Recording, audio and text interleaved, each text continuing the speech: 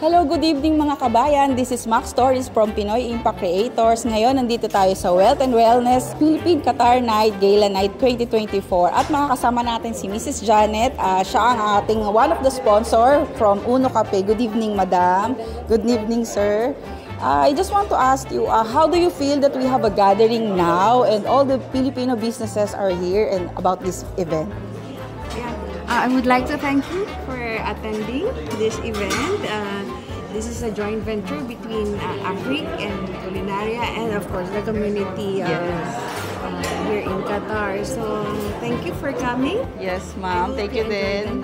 Yes. And this is Dr. Abdullah, our sponsor, one of our sponsors. Yes. Hi, Dr. Abdullah. Is this your first time to attend a Filipino gala such like this?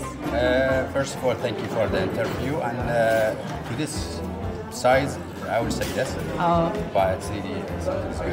Yeah. Thank you so much, Doctor. Thank you. That's it. Thank you so much. Nandito po tayo kasama si Mrs. Ann.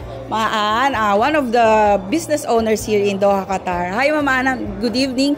You look so stunning tonight. Hindi tayo nagkaroon ng moment magkaroon ng kakilalanan.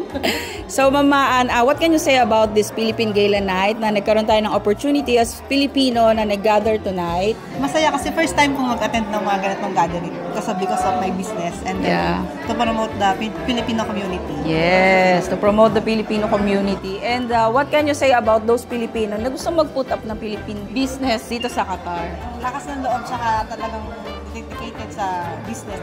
Dapat kailangan gusto nila yung ginagawa nila. Yes, determination lang. Business owner, lalo sa ibang bansa. Yes, and united tayo as a Filipino here sa Qatar. We are full support. Yeah, thank you. Sir, good evening. Nandito tayo ngayon sa Masayang Philippine Gala Night 2024 Wealth and Wellness. Ano pong masasabi nyo na ngayon nagtitipon-tipon tayo bilang mga successful na Pilipino dito sa Qatar?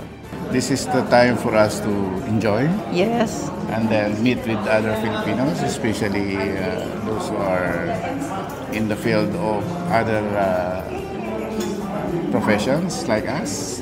Ayun. So, thank you, sir, sa opportunity pag-interview, and we are glad to bind and hope sana sa forward lahat ng discipline as Filipino professionals ay magkasama-sama. Thank you so much, sir. Kasama natin si Miss Jam. Ako po yung founder ng Filipino Association of Manpower Services. Yan. And it's our second time na mag-attend dito sa Gala. Ano pong masasabi nyo sa community natin dito sa Manpower? Po-provide po tayo ng Filipino services sa Doha. Do you think that we are being united in terms sa pag-assist sa kanila na magkaroon ng trabaho?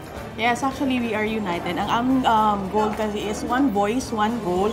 So every welfare cases ng mga workers namin, ina-attend namin. At the same time, kami rin yung nag-assist sa kanila kung meron man sila mga problema sa mga employers nila. Ayan. So, napakaganda ng adikain nyo, ma'am. Thank you po. Thank Thank you po, ma'am. Kasama natin si Ma'am Lourdes and si Ma'am Jenna. Tama. Isa sila sa mga performers for tonight para sa ating Philippine Gala. Bilang talentadong mga Pilipino, ano pong masasabi nyo at nararamdaman nyo po bang proud na proud kayo i-showcase ang mga talents nyo for tonight para sa isang gathering na katulad nito na napakalaki?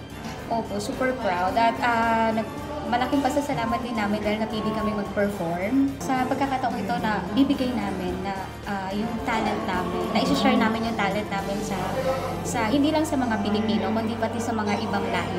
Yeah, thank you so much. Ma'am Lourdes, kayo naman po.